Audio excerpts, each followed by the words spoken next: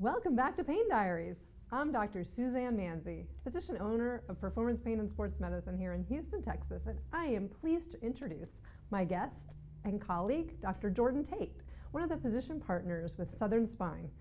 She has multiple offices in Georgia, but she practices in Jasper. Hey, Dr. Tate, welcome to the show. My favorite Southern. Hi, Dr. Manzi. Thanks for having me on. This is so exciting. Absolutely. Thank you so much for taking time out of your busy day to spend an afternoon with us on Pain Diaries. It's my honor. Thank you for having me on. I'm so excited to chat today with you about your new practice and your journey in becoming a doctor that specializes in pain medicine. So tell me how you got here. Well, sure. How much time do we have, right? I'll take you back and I'll be brief. So I always wanted to be a doctor. The only thing I ever wanted to do since I was 5 years old.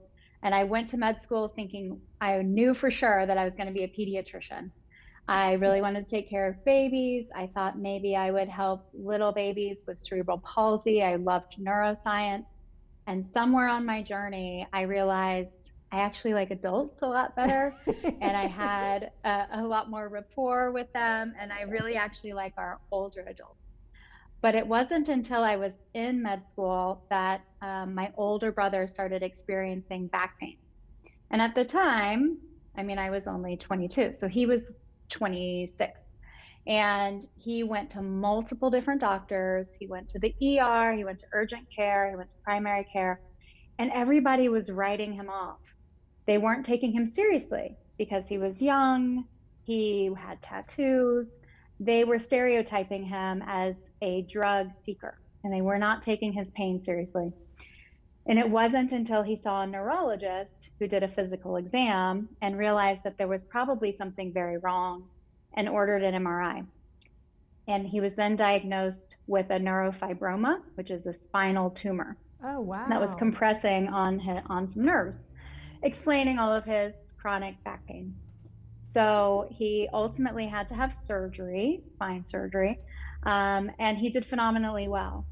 But it was very much impressed on me that we need to take people seriously when they complain of pain, that you cannot judge a book by its cover.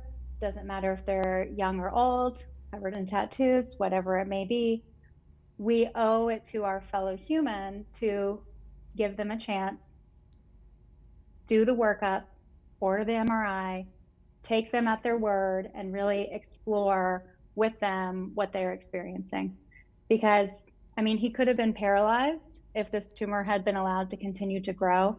And so that was really important and impactful in my experience. And I really got excited about this idea of chronic pain and chronic pain interventions. And then I found out that the field is really amazing. And there's a wide breadth of opportunity to help a lot of different patients along their pain journeys.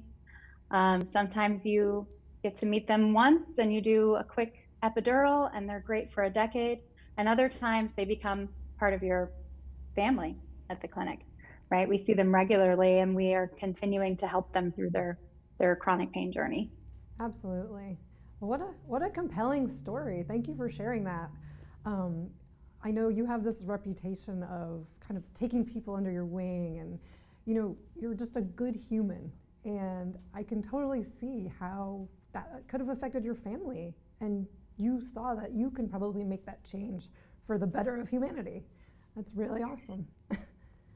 Thank you, and thank you for the compliment. And yes, it was obviously a big deal to our family to have somebody diagnosed with a spinal tumor.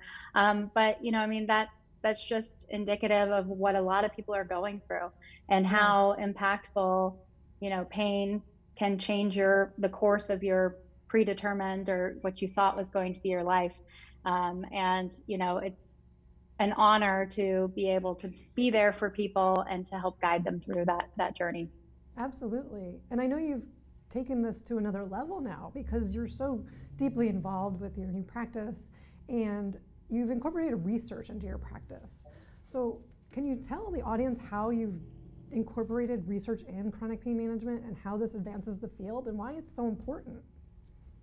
Yeah, there's a lot of patients out there who are suffering from chronic pain, and we get frustrated as physicians because we sometimes are met with denials from insurance, or we come up against kind of the ends of where we are with Western medicine and what is available out there. And so we know that there are patients who will benefit from the more. What more could be done? What outside of the box kind of thinking do we need to turn into standard practice and have options for some of these patients that have refractory pain syndromes, meaning that they haven't responded to some of the typical or classic treatments. And that's where the idea of research, pushing the envelope, going that little bit further, seeing what else we can find that can be helpful for our patients. And this kind of my initial foray into research really started with some of my chronic pelvic pain patients, because they, more than a lot of other pain sufferers, have very limited options because very little research has been done in the field of chronic pelvic pain. And it had often been written off as, well, we just don't know a lot about it. There's not much we can do. When I was in my fellowship and we had our textbook of pain, there was a chapter on pelvic pain and it was about 3 pages long. Wow. Right. And we have 17 chapters on chronic low back pain. So we know that there's a lot that we don't know about chronic pelvic pain. And if we really want to offer treatments, we're going to have to go out and figure them out and research them ourselves. And that's really where I started with research. And now I'm involved in several different projects that span a lot of different pain phenomenons, chronic osteoarthritis of the knee, chronic spinal conditions, as well as continuing to research in chronic pelvic pain. That's fantastic. It's so great, to have a female physician that I can call a colleague. We're doing this together and we're getting patients what they need. I too am also enrolled in a study with the chronic knee osteoarthritis. And it's just amazing that, patients can get the treatment, especially if, it is outside the box and not necessarily on their insurance coverage. And, there's just so many new options out there, and we're in this field of cutting edge technologies that are available, and research is a great way to bring those to patients. It really is. It really is. It's amazing how many patients are out there and they find themselves not responding to some of the standard treatments and feeling like their only option is a major invasive surgery. So it's really nice to expand the breadth of options that are in between. Absolutely. And now I know you just recently started a new practice with your partner, Dr. Andy Patel, who I also had on this show. Did. Tell us about your new practice and the locations and your partners, and how's it going?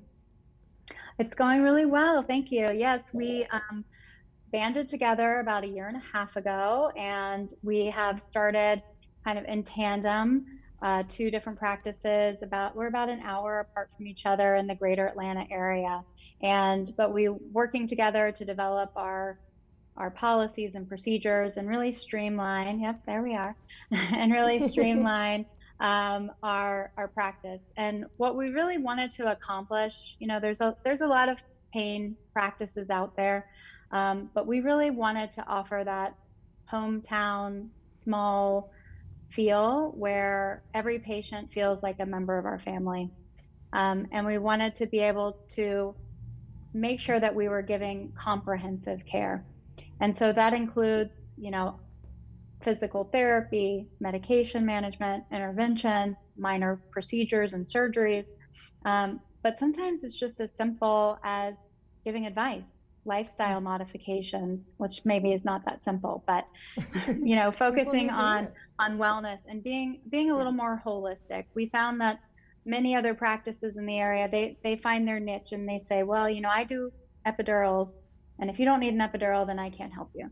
Or I only do regenerative medicine. And if you don't want regenerative medicine, then I can't help you, right? And so Right. it's nice to be able to have that one-stop option for patients and really have the breadth of options available for them. No, that's fantastic. Because I think that's how I practice too, and my partner and I. And we kind of have the entire one-stop shop for wellness, for regenerative, for interventional pain procedures, for implantable devices, the whole shebang. And it's just so nice. The patients are like, one of them actually asked me today, can you just manage my blood pressure too? Right. Well, I think you Yeah, really that is about true. that. We do get those that say, "Oh, it seems like you She's do you're so much managing, here." yeah, you're managing everything else. Do you ever How about look my in blood ears? pressure? I'm like, maybe not. So I was like, yeah, I would like to, but I'm sorry, I can't. Yeah. Yes, you are an inspiration. So we are trying to model exactly what you and Dr. Rita Holt have out in Texas and emulate that here in Georgia. That's so sweet of you. But I'm glad you guys banded together. Speaking to Andy, I mean, he seems like a great doc as well, just like you. I've known you for years now. And I wanted to also bring to the attention to our guests that, we're board members on the WIPM Society, the Women Innovators in Pain Management. So what does that bring for you? I mean, why did you decide to say, yes, I want to be a board member in this society? Right. I mean, we have so little extra time as being moms and physicians and practice owners. Some might think that we're crazy, that in addition to research, we're also sitting on the board of some national societies. And it really has to do with mentorship and creating those leaders in the field that we want to be and want to see. And it's about protecting our space overall. We're in a small community of pain doctors, and we want to make sure that we are all doing things not necessarily exactly the same, but in a similar enough fashion, and that we're being smart about it, and that we're following evidence, and that we have some cohesion in the way that we practice across the country. And by doing that, we will be able to continue to practice pain medicine more long term. And what we know is that going to a lot of our conferences over the years and through fellowship and residency and even back into med school, there weren't a lot of women leaders in pain medicine. We know that we represent less than 20% of the pain doctors are female, and many are not able to get out there and do research and be leaders in the field. And if we want that, we have to be that. And so that's what I think we bring to WIPM, Women Innovators in Pain Medicine, is creating those role models so that more women will continue to go into pain management, so that it can continue to be a holistic practice, and hopefully keep moving that needle forward. For sure. True inspiration. Thank you so much, Dr. Jordan Tate. I'm really happy to have you on the show today. Really appreciate your time, and thank you so much. We're very lucky to have you in Jasper, Georgia. Thank you. This is amazing what you're doing. Hello to everybody out there watching. Thanks for having me on.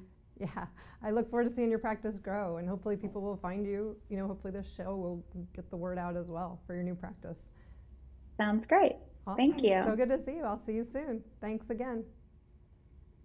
This is Dr. Bye. Suzanne Manzi and Dr. Jordan Tate, and we're on Pain Diaries. We'll see you after a commercial break.